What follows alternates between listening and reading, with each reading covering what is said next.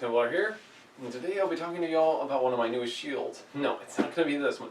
It's going to be its later brother, of which would actually be this shield here. This is a Dark Age round shield from Lords of Battles. Now this is 23.5 by 23.5, and it technically weighs about 7 pounds.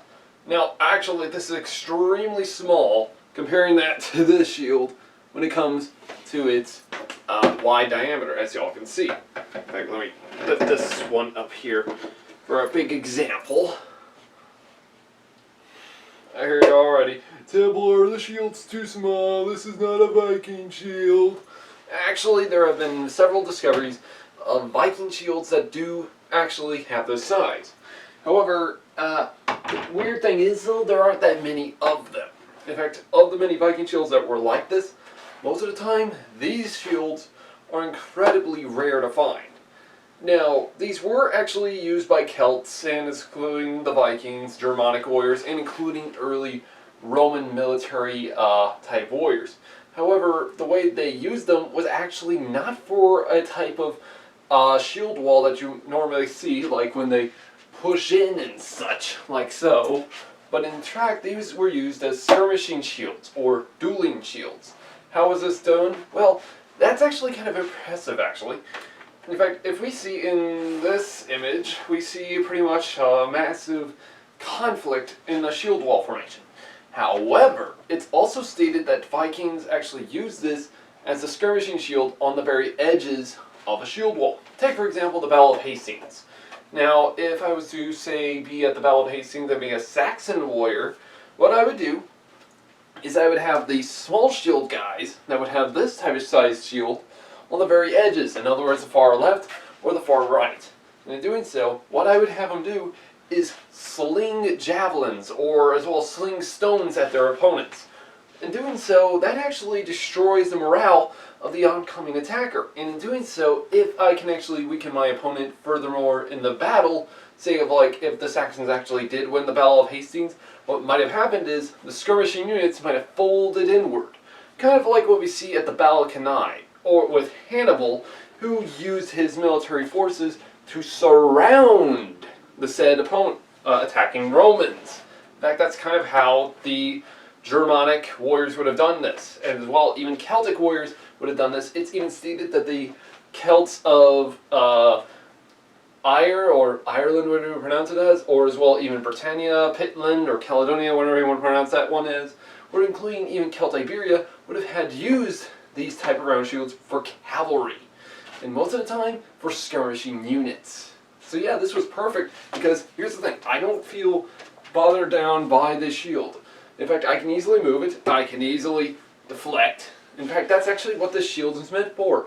As soon as someone comes in with the sword, push in and attack. So yeah, this was actually quite an impressive design. Now, I hear you already. Templar, why is there metal on the rimming design? They didn't technically do that. Well, some studies show that Germanic warriors did and both didn't. It depended on how rich they were in the iron. In fact, some shields were discovered to have had many types of reinforcement. And in fact, if we take a look at the Sutton Hoo shield, for example, this shield actually does show that the Vikings, or Saxons, or Germanic, whatever you want to pronounce them as, at the time, would have actually used, well, if they were rich enough, reinforcement on the shield. In fact, sometimes though, they didn't actually put it all the way. In fact, this one only covers the front end of the wood. Now, this could actually also explain a lot of things, really.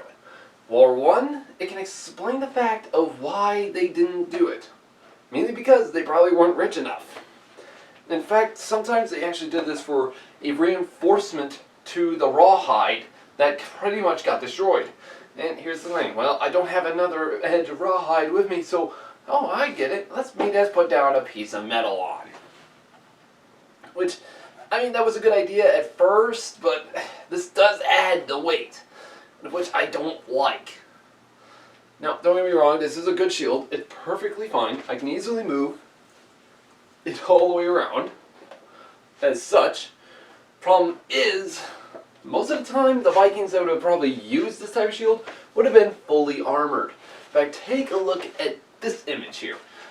Take a look at the guy pretty much with the battle axe, the mail, the helmet, including the leather laminar, and he has this type of size shield on his back when he's pretty much throwing the axe, or using the axe in the process. In fact, you could probably say from Lord of the Rings that Boromir's shield would have been this size, because it's meant for one person only. It's not meant for a whole division.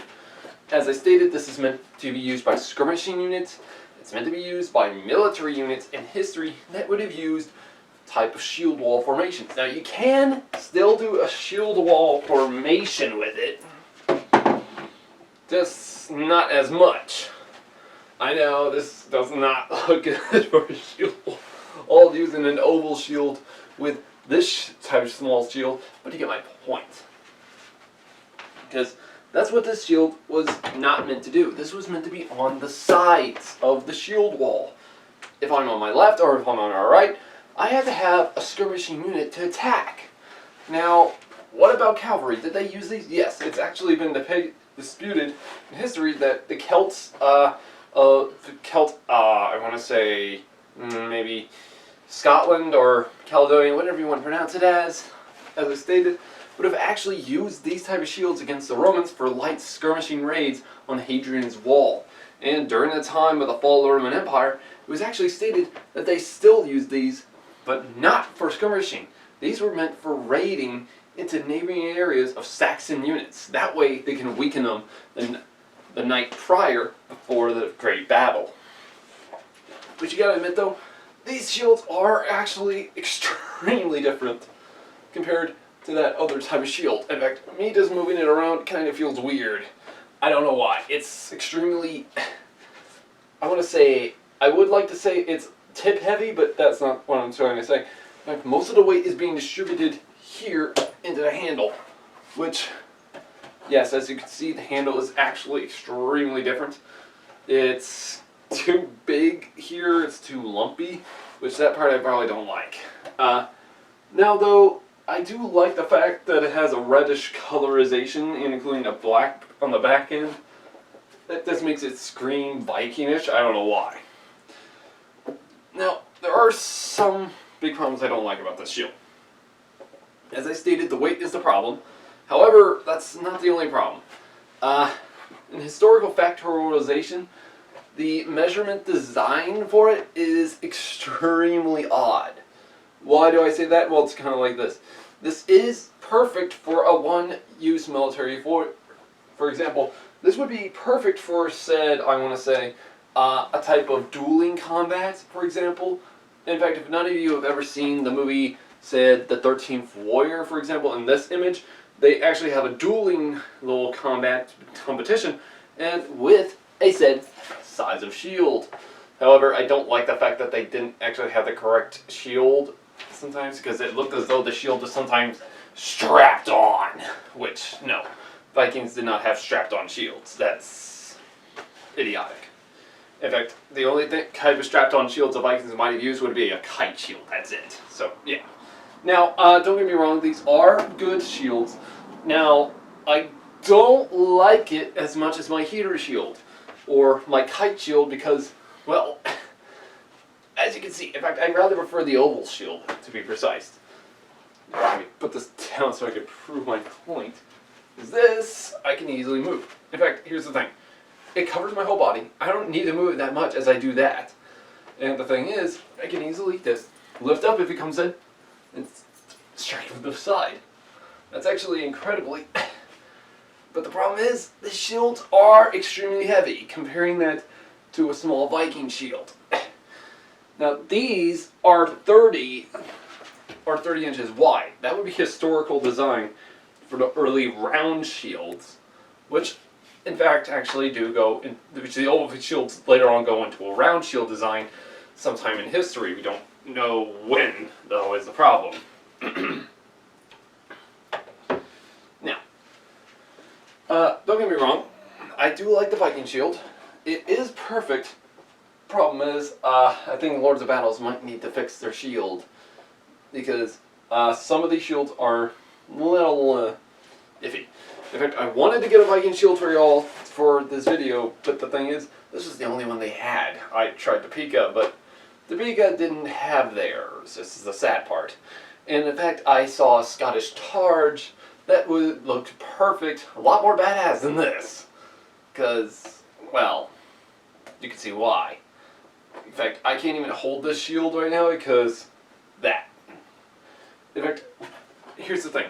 Viking shields are supposed to have what you might call a type of point of balance. In other words, it shows you which one is up and which way is down. And here's the thing. This grip doesn't have it. There is nothing like that. It's a plain hole. I don't like that. So yeah, I'm pretty much going to have to wait for the Scottish Targe to come back. So yeah. Because it's an earlier version than this. So yeah. Anyways, guys, hopefully you found this helpful. Let me know in the comments below if you want me to cover any type of armor or weaponry in history, so that way I can get to it immediately. Also, hopefully y'all can actually catch up on our next few videos that we'll be covering up. Make sure to actually check out our Facebook to actually be notified about the next video that will be coming up, and especially since y'all can know more information about it. As well, if y'all want me to talk about anything else, also, so as I stated, take a look at the comments and I will get right to them. Also, have a great day, guys.